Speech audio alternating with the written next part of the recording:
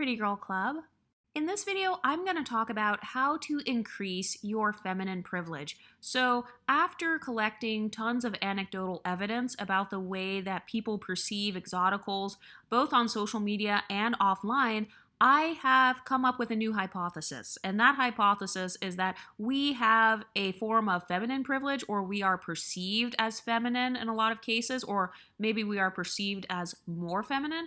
So I'm going to talk about how to privilege stack that and how to increase your femininity. So I started off by doing a social experiment today. If you want to learn more about my social experiments, please check out my Patreon and the Discord, because I do a lot of social experiments in there. I recently did one where I examined the dating habits of unambiguous men and women, as well as exotical men and women. So if you are interested in stuff like that, be sure to join that, because we have a Discord, we give a lot of fun intel in there. But since a lot of people already perceive us as being very feminine, I want to talk about what I did for my social experiment and what I'm going to be doing for the next 30 days. And I want to give you guys some of these tips as well. My first feminine tip that I'm going to be doing is wearing monochromatic outfits. So when I say monochromatic, that means that your outfit is matching from head to toe. This could be a two-piece set that you get from a cheap website like Fashion Nova or Shein. This could also be just maybe if you have a red shirt or a red pair of pants and some high heels or something in your closet, you can whip those things out and it will increase your feminine privilege. I know this because I experimented with it today and it increased my feminine privilege even more. And when I use that phrase, feminine privilege, what I noticed today was when I wore my monochromatic outfit with matching high heels, not only did I get multiple compliments on my outfit, but I just went to get my lashes done and I just went to the grocery store. Yes, I dressed up to do those things because why not? And that's another reason why I think you should embrace your femininity. It's because you have the right to enjoy yourself. You have the right to enjoy your beauty. You have the right to enjoy your femininity. And I noticed that when I went to get my lashes done today, not only did the girl offer to put some extra lashes on there, so they have these different sets of lashes and they cost different prices. And she actually offered to up my service for free. And I personally believe that a part of that was because of how I was dressed. And I was like, my makeup was done or whatever. And I was wearing my cute monochromatic matching from head to toe outfit with some matching high heels. But that's my first feminine tip. It's monochromatic outfits. I also noticed when I was walking in the grocery store today, I was going through the health aisle because I needed to get some more sunscreen. Like some unambiguous guy, he was like, "Oh wow, look at you, you're really healthy." It's because I've been eating healthy. Once I got home from the grocery store and I went back to my building, you guys already know how it is. If you live in a high rise and you park in some sort of parking garage, you have to have your wagon or some sort of cart to bring up your groceries. So I was still wearing my little outfit and I brought my wagon, and there happened to be two guys in there. And they were like, "Oh, do you need help? Oh, I know you're getting your groceries. I can already tell. Can I help you get your groceries?" And so I really do feel like my feminine privilege was increased even more today. And part of that could be just placebo effect. Maybe it's because I'm just paying attention to it more. But I do feel like whenever I go out of my way to play up my femininity, I get even more attention. And I've talked about this on here about how pretty women are treated like celebrities. So I definitely felt the celebrity treatment today. And I'm not saying it to brag. I'm just saying it as just facts. I'm just kind of collecting data and letting you guys know. So that's feminine tip number one. It's monochromatic outfits. Or some sort of matching set. You can get the matching sets from anywhere. It doesn't have to be expensive, because remember, you're the one who makes it look expensive. It's so funny because my grandma, she actually told me that. She was like, "Oh, where did you get that outfit from?" And I was like, "Oh, I got it from Shein." And she was like, "Oh, wow, you make it look so expensive." So remember, Pretty Girl Club, you're the one who makes the outfit pretty because you're pretty. You're the one who makes your makeup look pretty because your face is pretty. You're the one who makes your hairstyles look good because you have a gorgeous bone structure. You have nice eyes or nice lips and stuff, so it goes well. So that is feminine tip number one. Feminine tip number two that I'm going to be doing for the next 30 days, I'm going to be wearing high heels. So I highly recommend that you wear high heels for the next 30 days and see how you feel. For those of you who are in the Pretty Girl Club Patreon and Discord, you guys saw that I took some pictures of some random, very cheap high heels that I got. And when I say wear high heels, they don't have to be high. They could be anything from wedge heels to kitten heels to stilettos to like the chunky platform heels, just whatever suits you and whatever makes you feel comfortable. Again, this is not about having to spend a lot of money, because I know that we all come from different socioeconomic backgrounds. This is just about increasing your feminine privilege. One of my favorite things about high heels is that you can hear me coming from like 100 feet away. So that's number one. The clicking of your heels actually draws more attention to you. Like if a man hears heels clicking, or if a woman hears heels clicking in the background, she's more likely to look over. So people are more likely to look over and say, oh, who's wearing a cute outfit? That's basically a subconscious way of kind of influencing people and making them think like, oh, there's someone nearby who has on a cute outfit because I can hear heels clicking. Or at least that's the way that I think of it. Usually when I hear different heels clicking, I think like, oh, somebody's dressed up. And so you want people to think of you that way. This is a part of building your pedestal. This is all a part of building your own sources of micro validation. And so definitely whip out those heels. They could be strappy sandals. They could be the ones that go up your leg. I have all different kinds of heels. And that also leads me to my third tip, which is wearing bright colors. For those of you who are a part of the Patreon, you guys know that one of my goals for this summer is to wear bright colors. I used to have a complex about different colors because, especially with the color yellow, because I guess I kind of saw it as like, oh, you're flaunting your skin tone. You know, you're flaunting your yellow skin tone by trying to wear yellow that like matches it, or you're flaunting the brightness of your skin by pairing it with super, super bright, light colors. But I have since let go of that beauty limitation. And so now I'm going to be flaunting my skin tone by wearing colors that are as bright as possible, that match my undertones. So that's another tip that I recommend for increasing your femininity, because bright colors also draw attention to your skin tone. It draws attention to your face. And if everybody else is wearing gray and black and like neutral colors, most people tend to wear neutral colors. And so if you walk into the gym and you have on like a bright orange neon top with like a bright orange skirt or something, or you know those cute tennis skirts and stuff, if you have a neon outfit and it's monochromatic, oh yeah, you're definitely going to be the center of attention. Another thing you can do is draw attention to the feminine aspects of your ethnic group.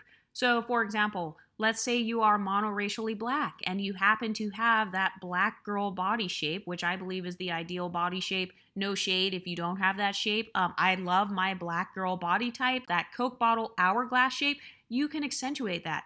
If you are Latina, you can go to some sort of salsa classes and kind of like learn how to do the different Latin styles of dance. And then if you hear some music playing somewhere, you can just start swinging your hips a little bit and drawing positive attention to yourself. Or another thing that I like to do is I like to wear a flower in my hair. Like you can wear the little flower with your hair in a bun, or if you're a Pacific Islander, you can also wear those beautiful Hawaiian flowers and stuff that they have. And you can be sure to pick a flower that matches with the undertones of your skin. That's another way to accentuate your outfit. And if you couple it with a sundress, woo, girl, you are definitely gonna be treated like a celebrity, which means that you're gonna have lots of admirers and some haters as well. Another way that I like to increase my feminine privilege is by always having something sparkly, always having something shiny, always having something that's like chrome. You know how they have like chrome nails, or like you can do sparkly nail polish. They have like sparkly highlighters. You know how you can like highlight your cheekbone or something like that.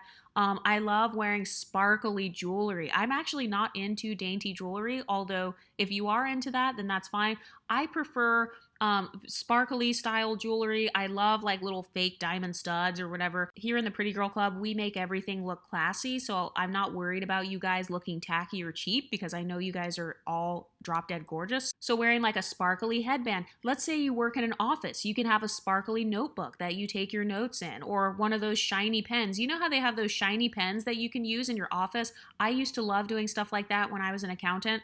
I would decorate my whole office, or I would decorate my cubicle. I would make it pink or purple, or I would put like some fake flowers on my desk or something. But that's another way that you can feminize not only your space, but it also reminds people, oh, she's very girly. You know, she's a girly girl. She just pulled out a pen. She has a freaking sparkly pen. Like, where do you get sparkly pens from? That's another way to draw positive feminine attention to yourself.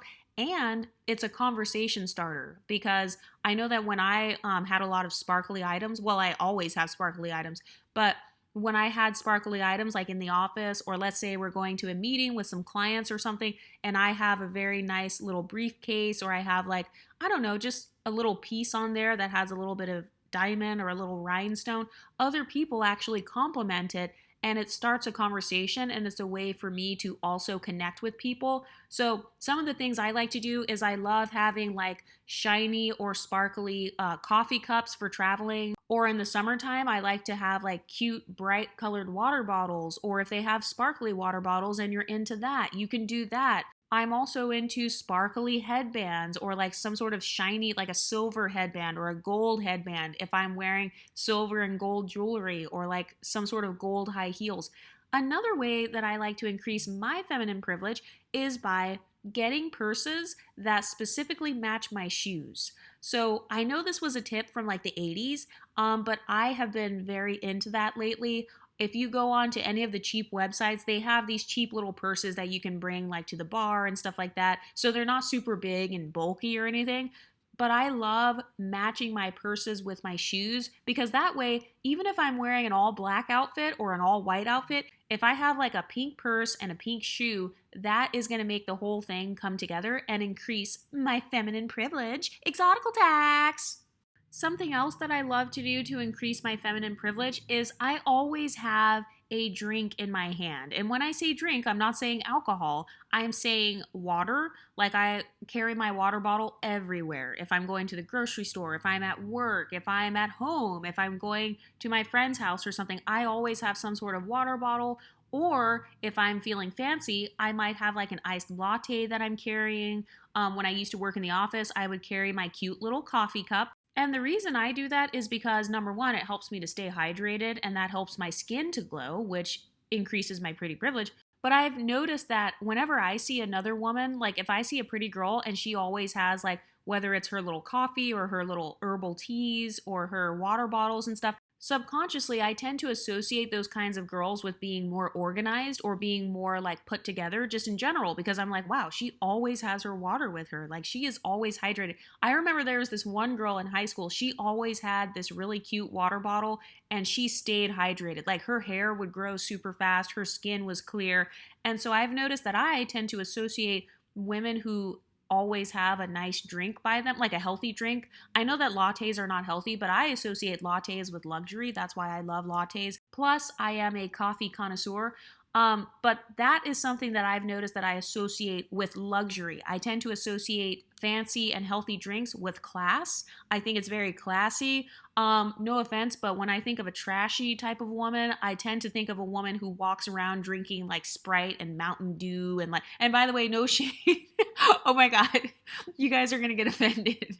But no, like I tend to think of women who are out of shape and stuff. I've just noticed a pattern that women who are like out of shape or women who struggle with their weight, I've noticed that they constantly are drinking sodas and stuff like that. That is just my own experience. Obviously, I know not all, but that's just one of the ways that I like to kind of play up my class is by having a nice drink with me at all times. Preferably a healthy drink or a luxury drink. Actually, that is another thing that has increased my feminine privilege, and it has also been a conversation starter. I actually make drinks into my hobby.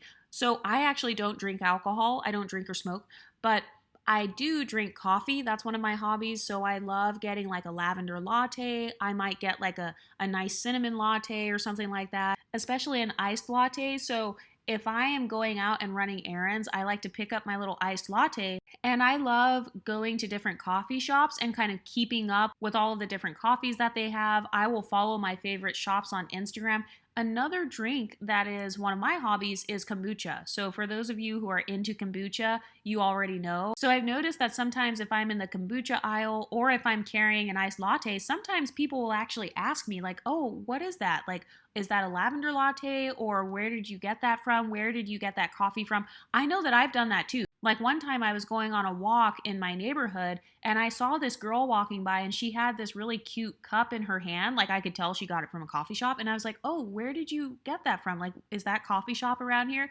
And that's how I found out about a new coffee shop. So having a cute little drink, like a non-alcoholic drink, if you're not into drinking like me, or being into healthy drinks, that not only increases your feminine privilege and your pretty privilege, and it makes you appear more classy and more put together, but it's also a conversation starter because multiple times people have started conversations about my herbal teas.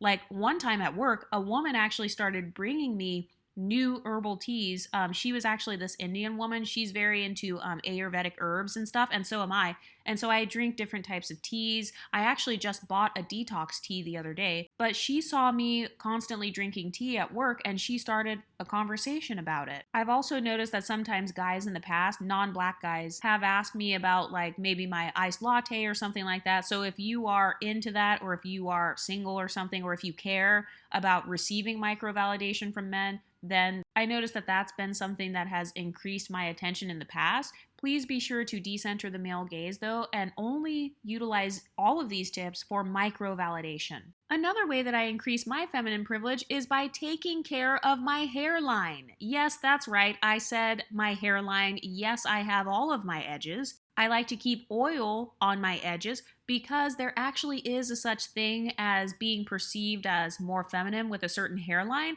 versus being perceived as more masculine. You know how like guys who they're bald in the middle, obviously they're perceived as more masculine, and then women who like have a hairline, you know, they don't have a huge bald spot in the middle, they tend to be perceived as more feminine. This is not something you have to do, but for me, I have fine hair. So if I am constantly like pulling my hair back into these tight ass ponytails, tight headbands, if I'm not careful, it can start to pull away at my edges.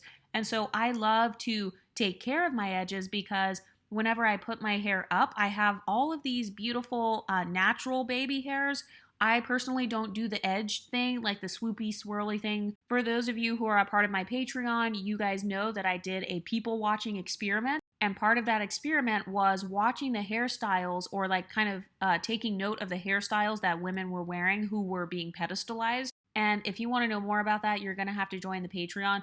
But I like to take care of my hairline and make sure that it's nice and rounded out, it's nice and soft, it's nice and moisturized. None of my edges are missing. I don't have bald spots or thinning spots because you guys know me. I like to do a lot of different hairstyles. And so if you are bald in the front, like if you have no edges in the front, then I almost feel like I would have no option but to wear a wig. And you guys know that I don't like wearing wigs 24/7. I love like wigs in general, but I can't wear it like every single day or anything like that. And I never use glue if I'm ever using some sort of wig. I don't use glue whatsoever because I'm just too scared of my edges ripping out, because my hairline, that is a part of my feminine privilege. Another way that I increase my feminine privilege is by playing around with my ambiguity. I love switching up my look.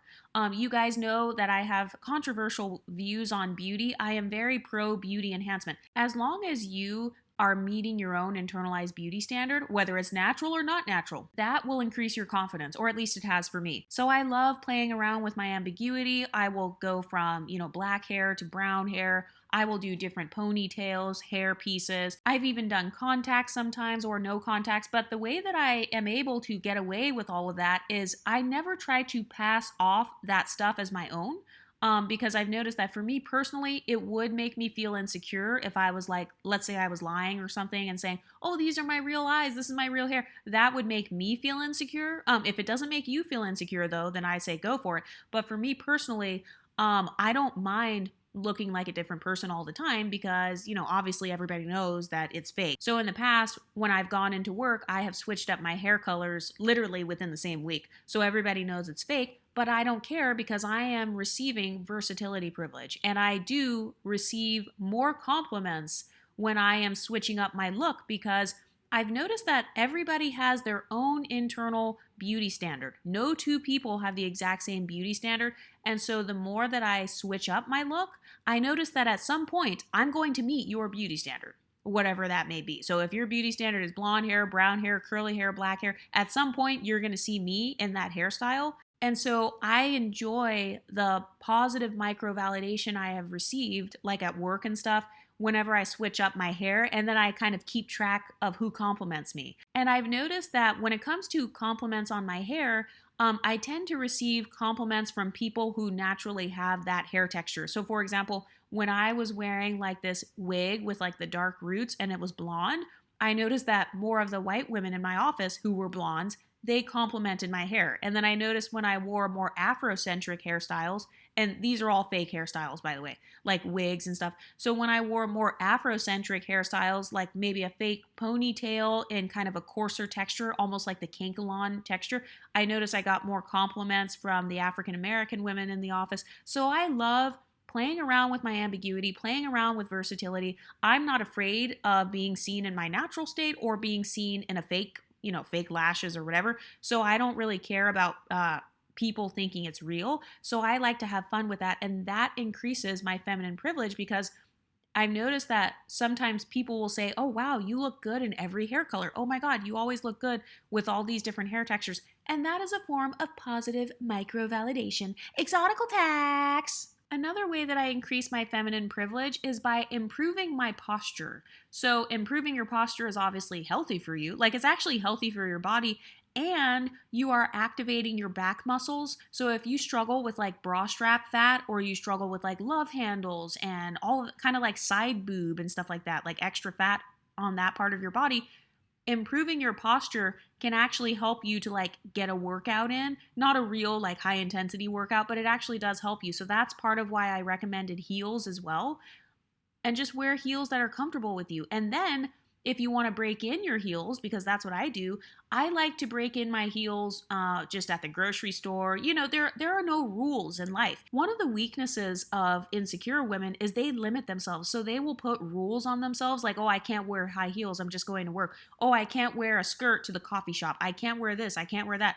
So for you, you don't have any of those rules because you are a pretty girl and you are living a privileged soft life. So you can go to the grocery store and break in your new high heels and just, wear them and see how they feel. For more info on like how I break in my heels and all of the details of stuff like that, that's all going to be mainly in the Patreon. But another way that I increase my feminine privilege is by wearing skirts and dresses, basically avoiding shorts and pants. And by the way, I know that shorts and pants are not masculine.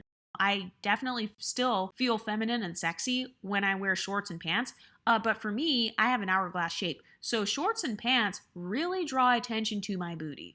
And I mean, I guess that's good if you want to draw attention to your butt. But I've noticed that whenever I wear a skirt or a dress, it gives an elegant, classy, privileged vibe.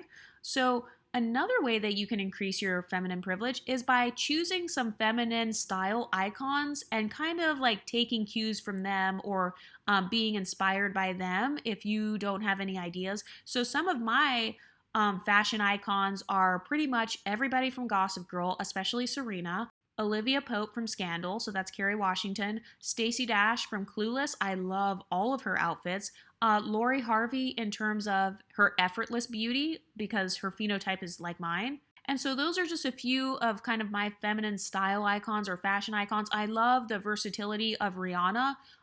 So I don't usually do androgynous looks though. I've noticed that Rihanna, sometimes she does androgynous kind of tomboy looks. So I don't usually do the tomboy look, but I liked when Rihanna, like in the early 2000s, when she was kind of wearing suits and like these monochromatic outfits, like pink from head to toe. I like stuff like that. So you can actually pick some feminine icons and take your cues from them. Another way that I increase my feminine privilege is by my hand gestures and my mannerisms. I actually used to get made fun of as a child because people would say that I flip my hair like a white girl, but I love flipping my hair. It makes me feel feminine, it makes me feel sexy. If you have an afro, you can fluff your hair or, just do like these feminine mannerisms. I'm trying to think of some of the ones that I do. So when I talk, you know how some gay guys, they kind of like flick their wrists when they talk. So I have noticed that I naturally do that just as a woman, just in general. You don't have to exaggerate it though, but that's something that I love to do is I like to just work on my mannerisms. Today, when I was in the parking lot of the grocery store and also when I was in the parking lot of my apartment, I was practicing my catwalk. Yes, I know it's like really random. I was down there by myself, so who cares? So I was wearing heels and I was practicing my catwalk. I was practicing, walking with a good posture, making sure my back is straight, walking so that my hair blows in the wind. But those are just a couple of feminine mannerisms. Some other feminine mannerisms that I love to use to increase my femininity privilege are smiling, crossing my legs, maybe nodding my head or listening, like kind of tilting my head to the side and going, like if I'm listening to someone. And I also like to use polite language, like please, thank you, have a good one, take care, stuff like that, just to show that I am being polite to like the cashier or whoever's helping me. That always helps me to have a better experience. Something else that I notice that I do to increase my feminine privilege is I use feminine slang words. So I will use words like slay or snatched or bae or queen.